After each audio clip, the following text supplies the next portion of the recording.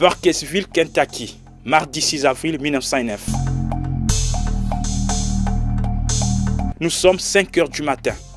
Dans cette cabane, une lumière surnaturelle vient saluer la naissance de William Marion Branham.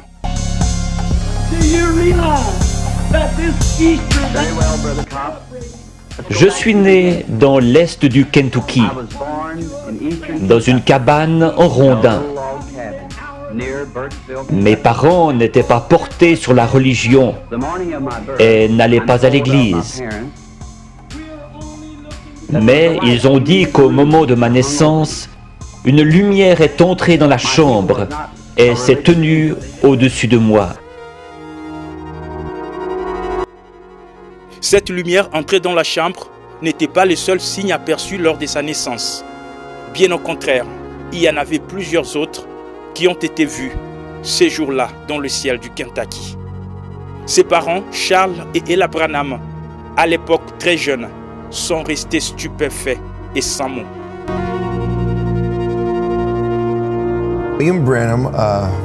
William Branham est né pas si loin de l'endroit où est né Abraham Lincoln au Kentucky 100 ans auparavant.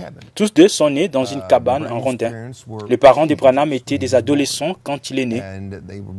Et il est né dans une cabane en rondin d'une seule pièce.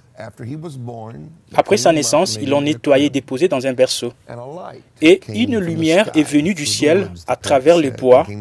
On dit, ses parents, est venue par la seule fenêtre de la petite cabane où vivaient les parents. Et elle s'est placée là où étaient couchés les petits bébés.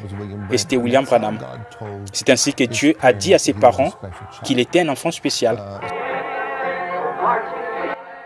Enfant spécial, oui, il était en tout cas. Car ces signes étranges ne se sont pas arrêtés à sa naissance. Ils l'ont pourtant accompagné toute la vie. Lorsque j'avais 7 ans, nous sommes partis du Kentucky pour l'Indiana, tout près de mon domicile actuel. Nous allions chercher l'eau à un puits situé un pâté de maisons plus loin. Un certain après-midi de septembre, alors que je passais près d'un gros peuplier planté à mi-chemin